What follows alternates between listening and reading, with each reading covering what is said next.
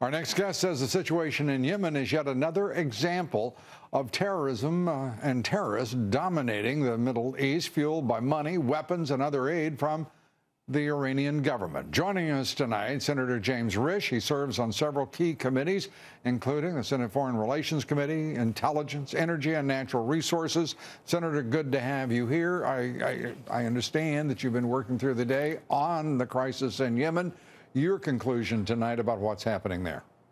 Well, Lou, about 2 years ago, we held a hearing in our subcommittee on Yemen, and we're told by the administration that everything was fine there, although they were unable to articulate what their policy was.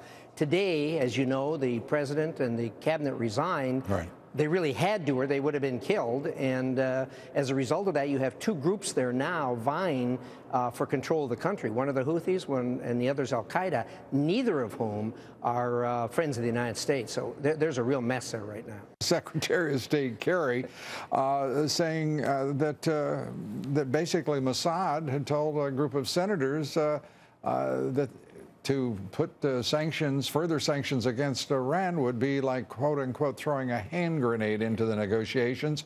That has been since disputed by Mossad. It has been disputed by senators. What in the world is the administration thinking here? You know, I'm really not sure. I've met with the Prime Minister on a number of occasions. I know what his position is. It's crystal clear. Today, I read the reports about what Mossad had said on a hearsay basis.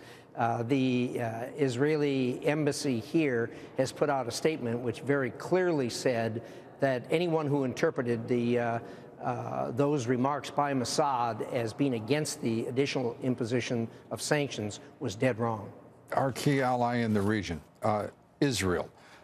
This is, to me, a remarkable maneuver by the Speaker of the House, John Boehner, inviting Prime Minister Netanyahu to address a joint session of Congress. Your thoughts?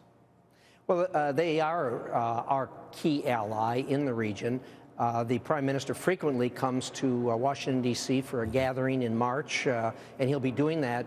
And the Speaker simply asked him to come and address a joint session of Congress, which is really important because they are our key ally in the region. I understand there's a protocol dispute between the Speaker and the White House, but look, that's a tempest in a teapot. We ought not be talking about these kinds of things when we have such important issues to talk about. Whatever the protocol is. You mean protocol? Pardon? Protocol. Well, we've had 114 heads of state and other dignitaries address joint sessions of Congress, and this administration has shown a woeful disregard, it seems to me, for not only protocol itself, but for actually regulations and laws. So I don't think John Boehner is likely losing much sleep, and it does present a powerful speaker with a powerful difference of view with that of the administration. So it will be compelling, certainly, to hear the Prime Minister. I want to ask you about the State of the Union address. Now, you picked up on a statement there, and I want to share this with the audience, which frankly, I completely, utterly missed, in which he said that in the State of the Union, something that you believe may be unconstitutional. He said this, and we're going to put this quote up for our audience, and let's close the loopholes that led to inequality by allowing the top 1%, get ready for this, to avoid paying taxes on their accumulated wealth. My God, that's an incredible statement for the President of the United States to make.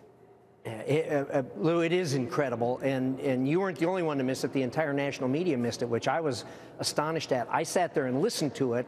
I thought he misspoke or I misheard him, so I went and pulled the statement exactly. What the President of the United States has done is called for a national property tax. The loophole he's referring to that we should close is the United States Constitution. The federal government cannot confiscate property belonging to Americans or American institutions. And that's what he called for in that sentence. It's black and white. Now, I frankly am astonished. This is shades of FDR and shades of trying to push this country to a socialistic frame that moves property around from people that have some property to those that the government thinks ought to have property. It's incredible. It's absolutely incredible. And perhaps even beyond that. Senator, good to talk with you. We thank you for being with us. Good to talk to you. Senator James Risch, thank you.